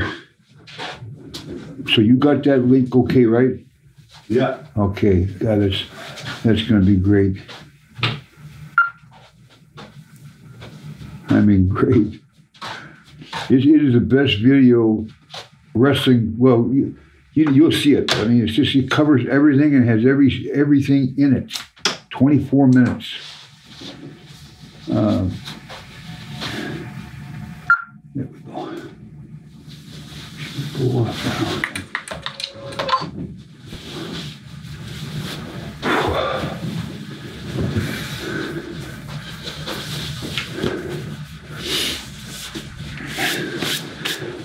If we do it, can we do it in Arizona? Or we will? Oh yeah. Good. I'd love to see Billy, man. I talked to Honky Tonk Man January, February. It's closer to fly you to Arizona anyways. Yeah. And as I said, I think there's going to be issues in Canada. They're really strict at our border. They don't even let DUIs across without special permission, which is ridiculous. Well,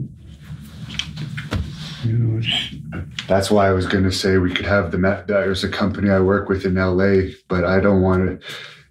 It doesn't seem like you'll be able to have a match, unfortunately, but maybe we can figure something else out for the future. Yeah, if I've got, I'm not sure I've got cancer yet in the intestines or the lungs, but the chances I was told are about 70-75%. So, and I can't even shit. I mean, I can't. It comes out all water. So, I did. Well, Billy has those issues too. Yeah. One thing we could do that might be interesting sometime down the road is if I'm having a match with someone as my other character, but you come out and everyone thinks because of our past history, you're actually going to help the other guy, but you end up helping me. Because we didn't, it's obvious at the end, I think, of that thing that I wasn't mad at you. Because I thought it was good leading to this. Yeah. But as I said, only people that buy that are going to see it. So who knows what, 500 people might buy that? Maybe more over time, but literally thousands of people are going to see this. Yeah. That's one of the reasons I didn't punch the kid out. Yeah, you was getting ready to, weren't you? He was irritating me too, man. You talk about bias, my God. He was like doing all my talking for me. I don't mind being biased, but don't act like I'm the wrestler here. I have to remain protecting myself. I can't have an interviewer.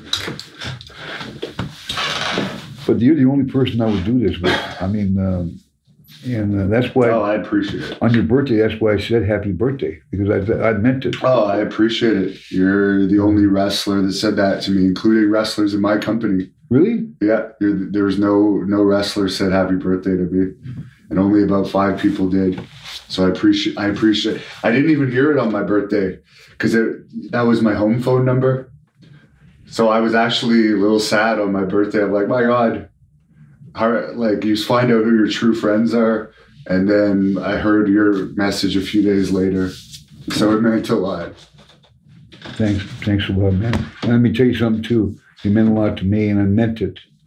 You know, because my son, I cried 14th. I cried my eyes out because it was the first anniversary. You know, and yeah. Well, I'm not going to even ask you about your son because that's better kept personal. That's an unfortunate situation. Yeah. I will ask you about this guy before we get into your WWE career. We're back recording now. You brought him up while we were off camera. Mad Dog Bud Sawyer. He's always a popular subject on this channel. Did you have much interaction with him? Yeah, I did. Buzz and I wrestled in '84 in Florida. He was in Portland wrestling. It was 1982. 83, part of 83, and Matt got in the business with me, the vitamin C business, and it's just I hate bringing up these names, but you know, you got a shoot interview going here, and I'm coming from the heart, and he owed some money, and he ended up paying with his life. And there's been several wrestlers that have done that have paid with their life. And I eventually will be one of them. You know? And Brian Adams, you mentioned that you trained him a little bit in Florida. He went on to be a big name in WWE. Any memories of him, who was better known as Crush, by the way, for anyone that doesn't know? Yeah, Hannibal. In 1985, I was over with the Inoki. I was actually the main event guy with Antonio Inoki on New Japan for about 3-4 tours in '84, '85. And I met him over there in the dojo, and he was really, really good. And I got him booked in Portland, Oregon, not Florida, but I got him booked in Portland Wrestling. Portland Wrestling, he took off like gangbusters. And he stayed there all the way through till '89. And then after I was done with the WWF, I got him booked in the WWF myself. And he wanted, like he said, Crush. As Demolition. And, right? Demolition, Crush. And then when I was there in '89, I met a guy named Mike Awesome, same thing. Boom, he had his first match with me. And both the guys kind of fed off me. My fault again. You know, I got him in the business that I was in, and it both cost them their lives. Now, we didn't really get into WWE yet. Who brought you into WWE, and what was your first meeting with Vince McMahon Jr. like? Well, with me, it was always, is Vince McMahon my half brother or not? And that's my whole life. I mean, I wanted him to be my half brother, not for the money. I could have given a living crap about that. The point is that he always avoided that. So I told you I went down there in '84, went to Chicago, and was there just a couple of days. And he wouldn't give me the time of day on that. And we did some promotion. I was going to come in, and I just left because he wouldn't cooperate with me. And then he did come back later and then say, I wanted to make something for my dad who was blind. And his dad already died, which I thought could have been my dad, Vince Sr. So I went back and said, I'll make something for my blind dad. So I went to WWF '86, '87, and until I left. You had a very famous backstage fight with Iron Mike Sharp. What was that all about? Oddly enough, I've heard you've asked that to a lot of wrestlers. Honky Tonk Man. Hillbilly Jim said something about it. I just seen Hillbilly Jim's, and I watched Greg Valentine said something about it. Yeah. And the whole thing is that's the way they said it. That's not the way it happened because they weren't there. The only one that was there was Hillbilly Jim. I remember Hillbilly Jim being there, and he didn't say it right either. And he's a great guy, good guy, real good guy. Really liked him. He was not a troublemaker at all. And I was in the ring with Mike.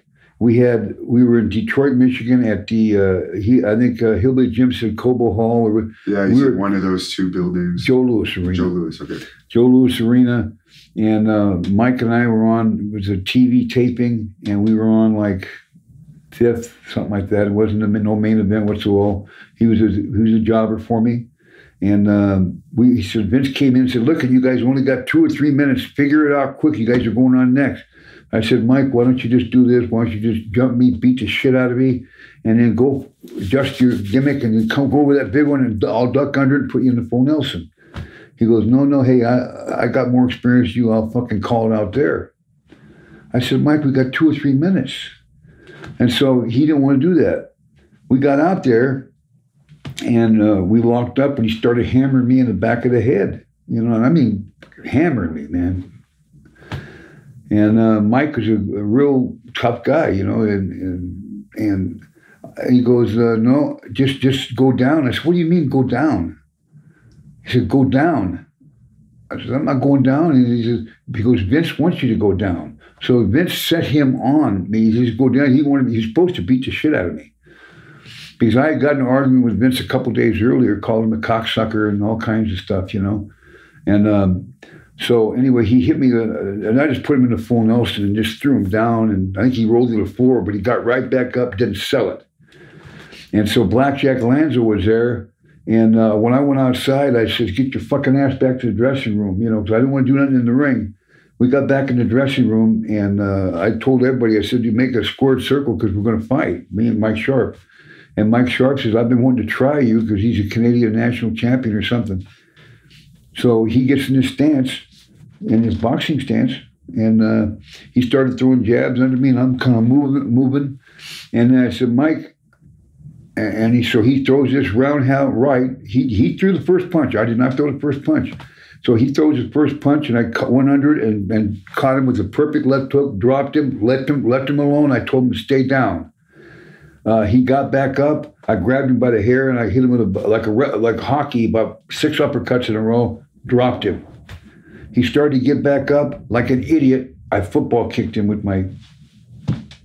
At that time, I don't know who it was. I think it was Bob Orton. I'm not sure. I can't say for sure it was Bob Orton because he may deny it. Somebody jumped on me from the back, and Harley Race took that person by the throat and grabbed him and shoved him up against the wall. At that time, Mike had a pool of blood about like this coming out. I didn't mean to hurt him that bad. I love Mike. It's just shit that happens, Hannibal, in the business. You know what I'm talking about. And it was Vince's fault. But Vince fired me over it. And so I went up to talk to Vince, and I go up to talk to Vince, and Mike's in the office. I didn't even know Mike was in there. At 2 o'clock, I was supposed to be there. I got there a little late, and Mike was up there. And, well, you're fired. You know that. I said, well, shit, you won't tell me who I am. I wanted to know if you're my brother or not anyway, so go fuck you anyway. And Mike Sharp goes, no, come back. And Mike went to the hospital after that and says, I started the fight. It was me to Vince. So Mike saved my position, you know. So I was really, really felt horrible because it was a pretty brutal beating, man. And when he died, I know he died a little while ago, and I felt bad about that. I don't mean to ever hurt none of the boys. I love the boys, and it's just something that happened, you know. Was that the only locker room incident you were involved with? No, I just love the boys. But see, when it's a work, there's a lot of guys that don't want to do jobs, man. Yeah. And that's trust me, I know. Okay, so you know the business. Yeah. As a promoter, I know trying to convince them too. Yeah. And the whole thing is... everyone that's watching this, fans always seem to think from the outside, oh, you just tell someone a job. No, you got to... They're laying down for you. Especially if they're a bit of a star. There's really a lot of convincing that goes on a lot of the time, especially in those days. Yeah. Boy, you're right there. And in those days... a $14,000 a week check was common, you know, $10,000, $14,000 a week. So you wanted to keep your spot. And if you started doing jobs, that 10, 14,000 went down to 7, 8, 6. It's a lot of money. That's per week. And you had to travel all over the world for it. So, I did whatever I was told to do. But a lot of Big John Studd was one, and he's passed away. But this is a shoot interview, and Bundy was there. I didn't verify it, but I'm not sure. But I wrestled with Paul Roma in a tag match, and this is when I was first getting there. And Roma and I went out to do a job, but they wanted me to get over, drop kick both of them, and then tag Roma in. They do the job on Roma, so they saved me because I had just gotten there. And Bundy and Studd were being pushed. Well, I drop kick Bundy. He had no problem going down. I go to drop kick Studd, and I got really up high. And he just took my legs and spun me around like some. I almost went like this 2 or 3 times before I hit, man. And I hit, and then I kind of crawled over. I tagged in Roma, and then they did their thing. And so Studd's over there looking, and I'm going like this to him, man, in the ring, which I shouldn't have done, but I did, but back in the locker room, you motherfucker, And a lot of times I lost my cool like that. What did he do afterwards? Okay, we went back in the locker room, and I immediately was in search of him because I didn't care how big. I didn't care he was Andre the Giant. That was just me, And so he was sitting down, and he was taking his Big John Studd boots off, and I said, "Hey, what's your fucking problem, man? You can't take a drop kick from me." I said, "I'm 6'3", 280 pounds. I said, are you that big?" And he goes, "Go fuck yourself. I'm 7 foot tall. I'll kick your ass." And all this. So I bitch slapped him, kind of like what you did with Terry Funk, and as hard as I could. And he went down. He started to get back up, and I did it again. I said, "Go ahead, come on back up." And he stood there for a while. And then Bundy was there. I don't know if Roma was there or not. He may or may not. You can maybe verify it with him. But Roma can verify the match. I know that. And he did not get up.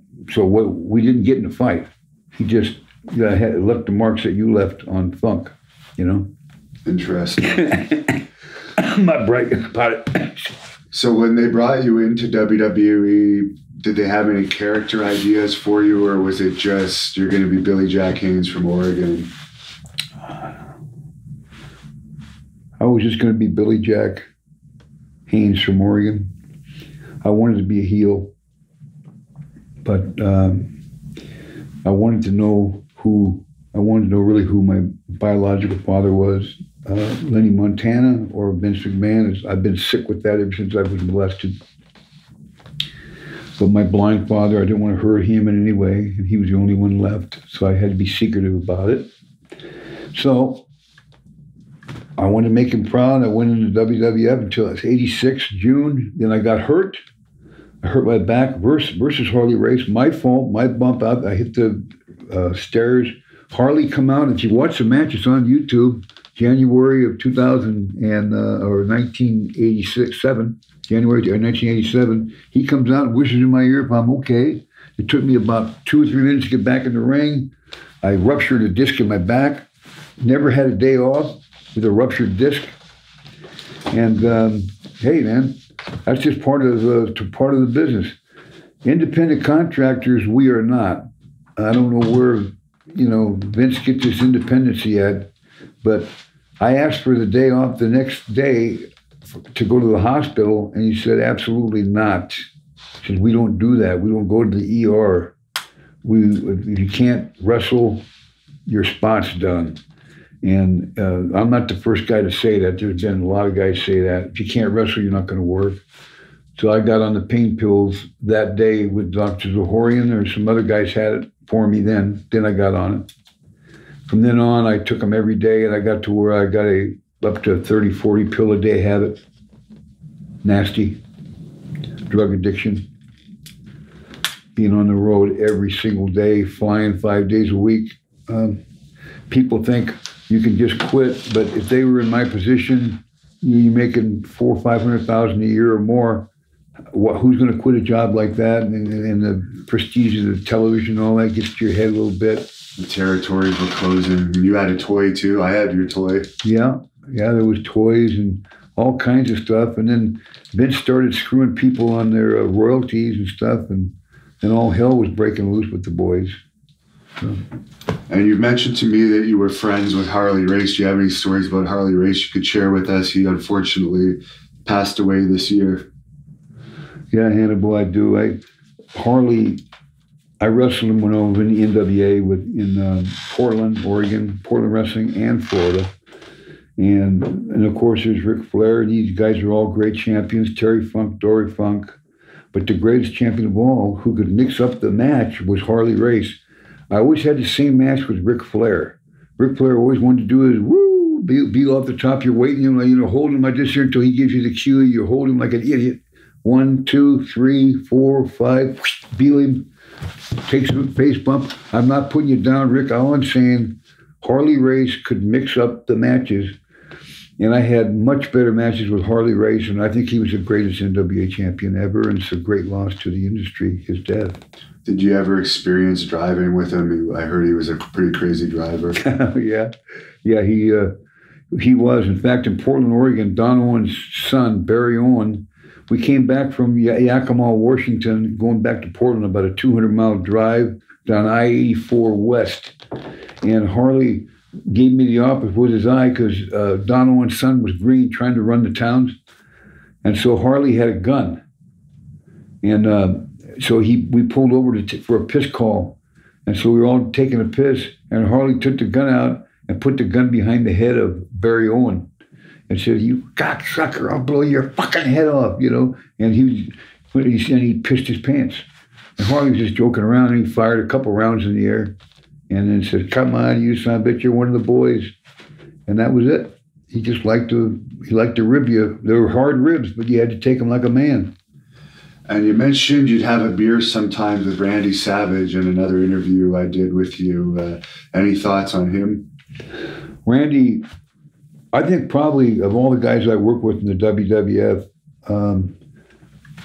I was so lucky because they hooked me up with Randy Savage. I was supposed to actually wrestle Randy Savage in WrestleMania 3, but Ricky Steamboat went crying to Vince McMahon about, he was there longer than me because we had a big angle work, Randy and I did. I almost won it from Danny Davis, kept interfering. I was supposed to wrestle Randy for the Intercontinental belt. Next thing you know, the next TV, which was only 2.5 months away from WrestleMania, was where you're going to wrestle with Hercules, not Randy. And Randy and I were both pissed off about that.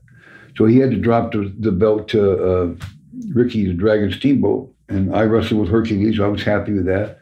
But Randy was probably the best worker. Rick Rude probably second, and Hercules the third of who I ever wrestled there. And they were all great talent, great workers. What was Randy like outside the ring? We've all heard the stories about his relationship with Elizabeth. Well, the funny thing about that is I'm the only one that he ever let ride with him in the car, because Randy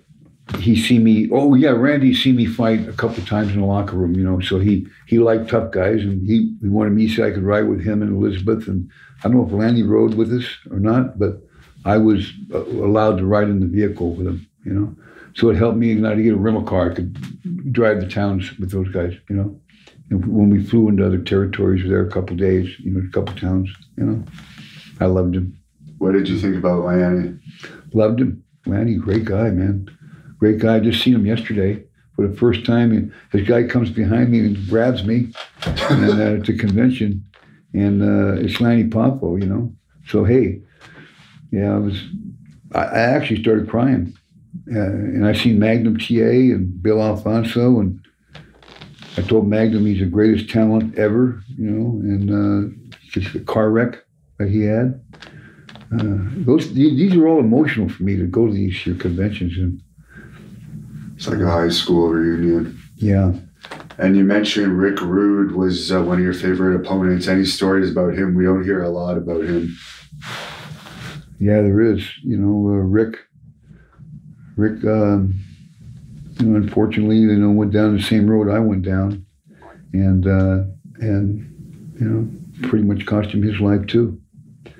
And Herc died in the house that was my ex-wife's house. At the time was my wife's house that he bought. He also passed away. There's a lot of guys that passed away on on stuff that we did together, and Vince should really be ashamed of himself on this too. With the drug, with everybody was so hooked on drugs that we'd go to towns. And this is no bullshit. We would go to towns, and instead of going to the hotel to go get your room, people would wait.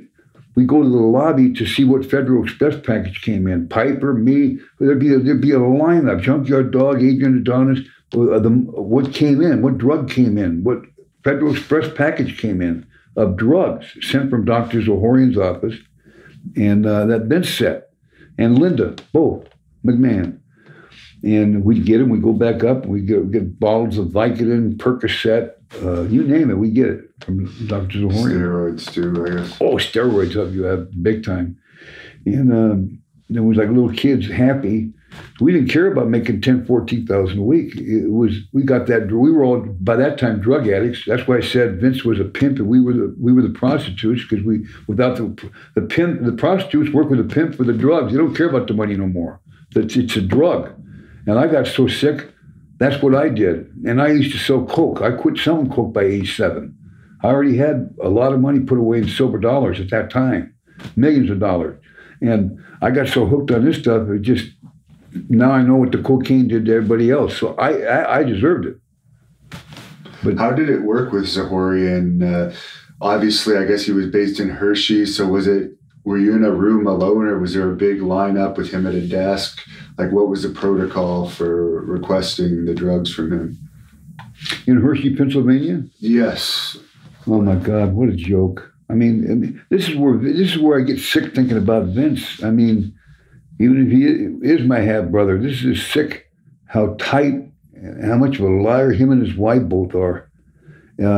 Is that there would be a line, and there would not only be a line, you're wrestling probably 3 shows a night. Whoever wasn't on that card had a list you had to pick up too. So there was a line that went around the corner, probably 20, 25 deep, to get into Zohorian's office. He's supposed to be checking your blood pressure, and seeing you're ready, right? He's the commissioner and all that. Yeah. And instead, he's selling drugs. Everybody had this huge suitcase. Would you just say what you wanted, or would you have to say, I got like a sleep issue, could you prescribe me some Valium or something? He'd never prescribed you anything, he was not prescribed. He'd just give it. Oh, you just give it? No, you just buy it. Oh, okay. Yeah, there was a set price on it. And I'd always want Vicodin or Percocet, whatever he had, and I'd buy sometimes 500 to 1,000 tablets. Sometimes they were $1 a piece, $2 a piece. We had plenty of money. He had a suitcase, or what was it? I guess he went out there one time. I'd heard, and I believe this, with over $100,000. Easy $100,000. And when you add the steroids, probably closer to 200, because it was just once a month. And then what he would send was another, I don't know how many, couple $100,000 a month at least. That's what they caught him on too, right? He wasn't even caught what he was giving you because they couldn't track that. Wasn't it like the mail? Wasn't it like a federal offense to send drugs by mail or something like that ultimately? Yeah, and he sent it to all the boys too. We got it sent to our houses too. Yeah. So not just on the road. We were home, we had to have our drugs too. So we got it sent to the home by Zohorian. And there was other doctors too, not just Zohorian. Zohorian got busted. But there was a doctor in Arizona, a neuropath, and another doctor I think in Texas. And but Zohorian's the one that got busted, and Linda got onto it. Linda McMahon caught onto it.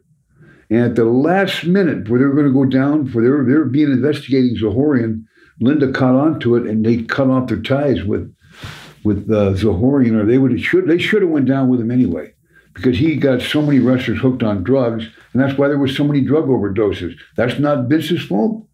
I mean, Vince knew what we were doing. We couldn't take any time off, so fuck him, man. I mean, it's just quite obvious.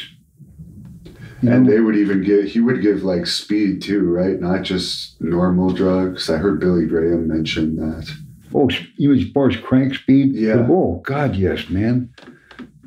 Cross tops. I mean, a lot of the guys couldn't sleep on the plane either, so they're up 24, 48, 72 hours straight. And when you did sleep, you didn't really know where you were. A lot of times, me and the boys would go, "What fucking town are we in? Yeah. What town are we in? We didn't even know." And you team with Ken Patera a little bit. That's a guy I want to get an interview with one day. But how'd you like him? He's very outspoken. I like him. Yeah, I heard him on the internet. Actually, I was looking up you, and I ran across a Ken Patera stint. He said, he goes, "Well, how'd you like the tag team with Billy Jack Haynes?" I don't know if that was you. Did you ask him the question? No, I haven't met him yet. Unfortunately, I was supposed to a few years ago, but something happened where it didn't end up happening. Yeah. Well, he probably come from one of the greatest families of athletes of all time. He could military press 500 in the Olympics. Yeah.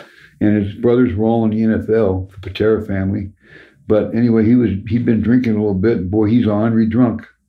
And he said, "Billy Jack Haynes is a criminal," like that. But I am. So he told the truth.